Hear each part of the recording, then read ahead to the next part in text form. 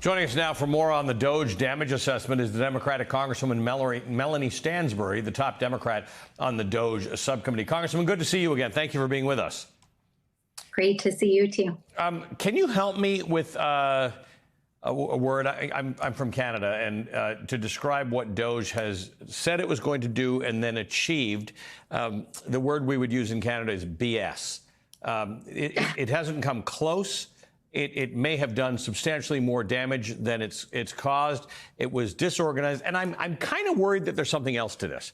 In fact, it was so ineffective that I'm worried about whether this was just a data dump that now Elon Musk and Doge and Big Balls have all of our data and are set up to be a surveillance mechanism for Americans. Well, now I know you're Canadian. You're much more polite than I am. But I mean, Elon Musk has a serious math problem. This is one of the key issues that we've been trying to say since day one. You know, the Republicans, Donald Trump and others are trying to act like he's some sort of tech genius. And this dude can't even produce a single spreadsheet that adds. Yes. He can't even produce math that maths. Yes. He promised $2 trillion, then he promised $1 trillion, and now he's promising like $1 billion+ dollars. But even so, like your previous guest just alluded to, between the damages in the courts, the irreconcilable damage that he's done with the mass firings, the dismantling of federal agencies.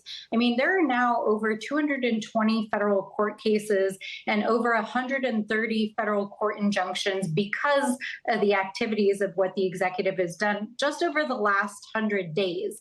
He helped support the tanking of the economy. He helped support the tanking of public confidence. His approval ratings are less than 35%. I mean, the American people have spoken loud and clear. This guy needs to go. He's tanked his own private business. He's helped to tank our economy, and he's totally destroyed the federal government. And everything he's touched has completely turned to garbage since then. But here's the thing. Bill Clinton and Al Gore tried to do this when they were in office, and the jury's out as to whether they succeeded. They certainly reduced federal government employment, but they ended up outsourcing a whole bunch of things, and we developed this thing where contractors do most of the work. So that's part of why Elon Musk has been inefficient, because you're not going to save that much money firing government employees. Contracting is where most of the work is done. This feels like Congress's work. To have done, to have sat there and had hearings and determined what should or shouldn't be done with federal agencies.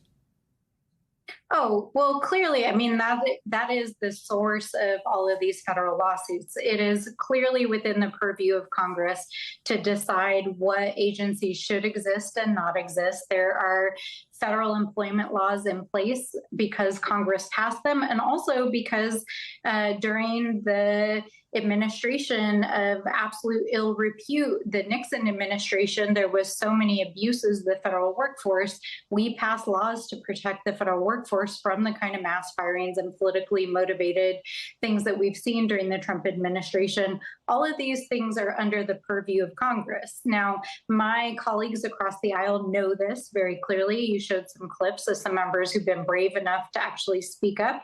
But the fact that they've been trying to move legislation through the reconciliation package, through other pieces of legislation to undermine congressional authority, indicates that they're trying to backdoor legislative authority to Elon Musk, even though the American people have completely rejected it. They don't want that. So, yeah, no, they don't want that. And the entire enterprise is pretty much a criminal enterprise at this point. In addition to Americans speaking loudly that they reject the cuts to Social Security and Medicaid and all these programs, as you just mentioned, it's very clear that Elon Musk, whether or not he has achieved any savings through this whole Doge enterprise, has soon to exit the building with billions of dollars in new federal contracts, the most valuable data sets on planet Earth, which is all of the private data of the American people and of the federal government.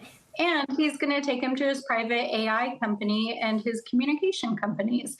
And because of the lawless way in which they've done it, our only remedy is to go to the courts and make sure that they're held accountable. I mean, the courts told them you can't hold that information.